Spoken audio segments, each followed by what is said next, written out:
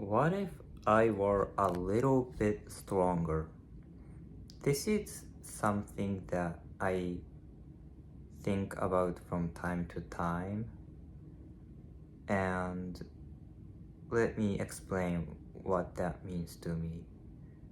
So, I dropped out of high school in 2020, and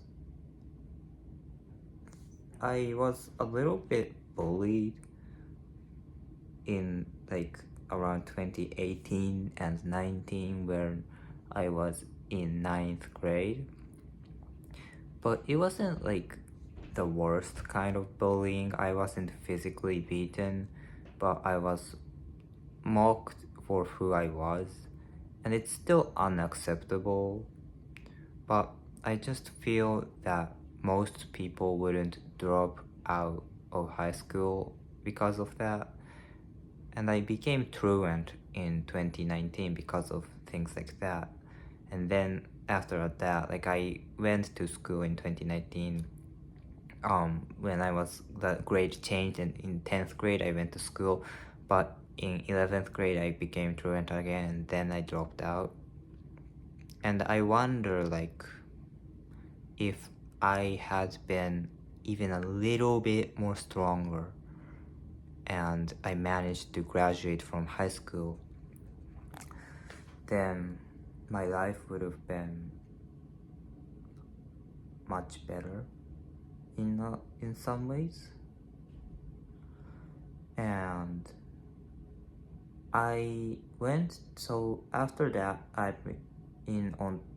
went to college in British Columbia, but I dropped out of that as well because I was mentally really not doing well and didn't have any friends there.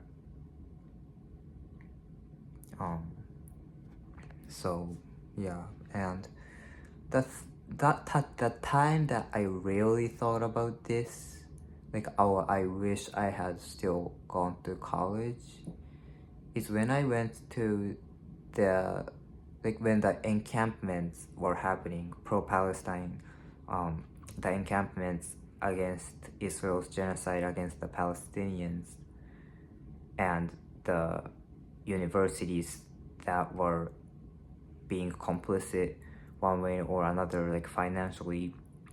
The students were protesting against their universities all around the United States and around the world. And I thought, if I had been even a little bit more stronger, and if I had managed to finish high school and gone to college, or even if I even after I dropped out of high school, as I said, I went to college. So if I had been a little bit stronger and I had stayed in college, wouldn't that have made a difference? And I would have been able to stand in solidarity with my amazing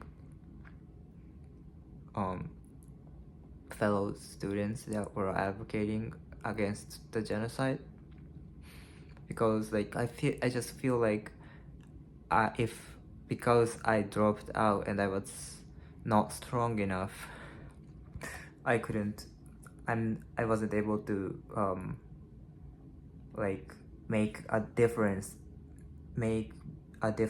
or use my privilege and power effectively, because instead of actually taking part in these encampments and making it stronger, all I can do is just rant against Israel on YouTube and social media and things like that, which is still meaningful, but it would have been much more meaningful if I had taken part in encampments and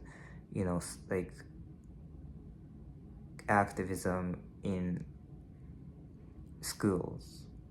But instead I'm just like this. And I went to University of Toronto had an encampment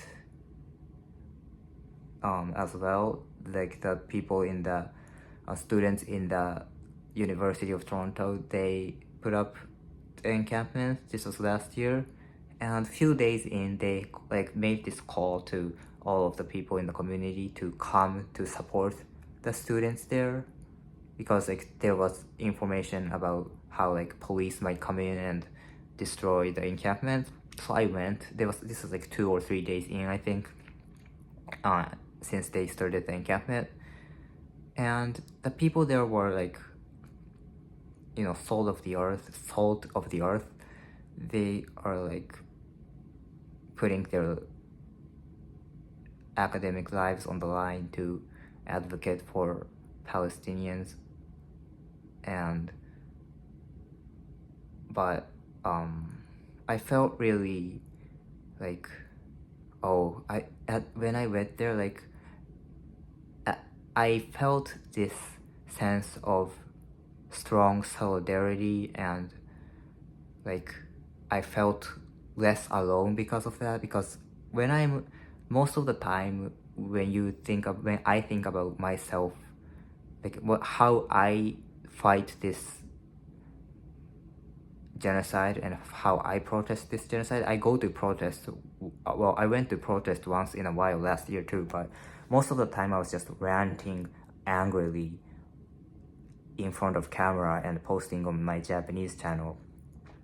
And it feels a little bit lonely. Like I get comments that are like supportive of me, but like when you can't see someone that agrees with you in person, you know, you kind of feel alone.